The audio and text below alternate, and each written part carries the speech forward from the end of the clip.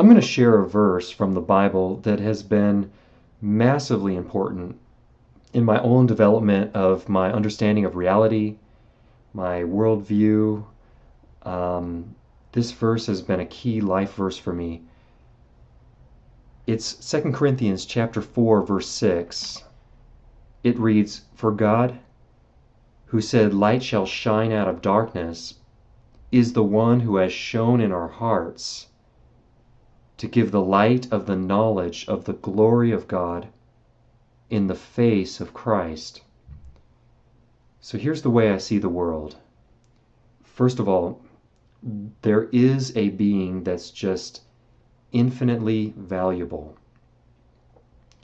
This is the creator of all the universe. He governs the universe, and he is good.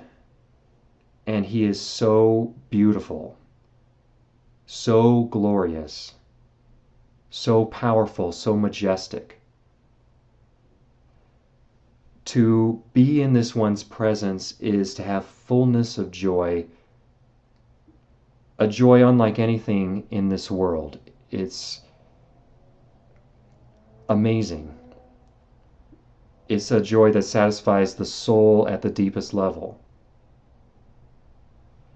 And yet, even though there's this being that's just real, present, everywhere, but yet most people, the vast majority of people, are just living their lives fairly oblivious to this being. They go through their lives just focused on things that they could see in this world, that is, acquiring wealth and prestige, getting a name for themselves in the sight of other people, being comfortable, being entertained. But yet this world is so, as we know it, is just so brief. We're here for a couple of decades, and then we're going to pass away from this world and awake from this life as from a dream. This world is like a dream. And just like when a person awakes from a dream, the reality is so much more sharp and crisp and clear. That's what we will awake to after this world, after this life as we know it. Now, even though most people are oblivious to this wonderful being, there are some who God has revealed at least a hint of the glory of who he is. Now, even though you can't see it in full, he reveals a hint, and that sets their life on fire. It's transformative. And this happens when he shines in their hearts. So the verse has a reference to the Old Testament here in the book of Genesis, where the earth is dark and God says, "Let there be light," and then there's light. In the same way, our hearts were dark. But for some of us, God shines in our hearts, says, "Let there be light." And he gives the light of the knowledge of the glory of God in the face of Christ. This knowledge is not just a head knowledge. This knowledge fills the heart.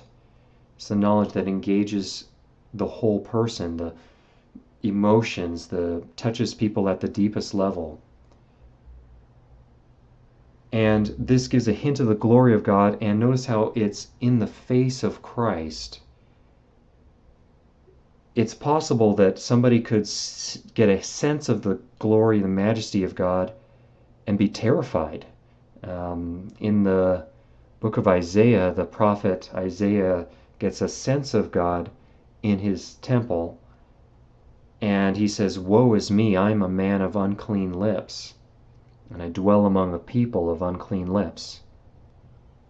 But just as the prophet Isaiah is offered a cleansing, we also are offered a cleansing in Christ, and it is in Christ that we may see most clearly the glory of God. We see that God is not just majestic and glorious and pure and good,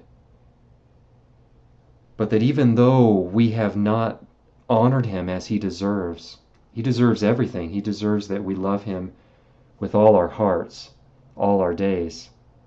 And even though we haven't done that, he offers redemption, forgiveness, acceptance through the sacrifice of Christ. And this shows his glory so clearly that he is not just the beautiful one, but the one that accepts us when we get a taste of his glory and turn to him with all our hearts in Christ. For God, who said, "Light shall shine out of darkness," is the one who has shone in our hearts to give the light of the knowledge of the glory of God in the face of Christ.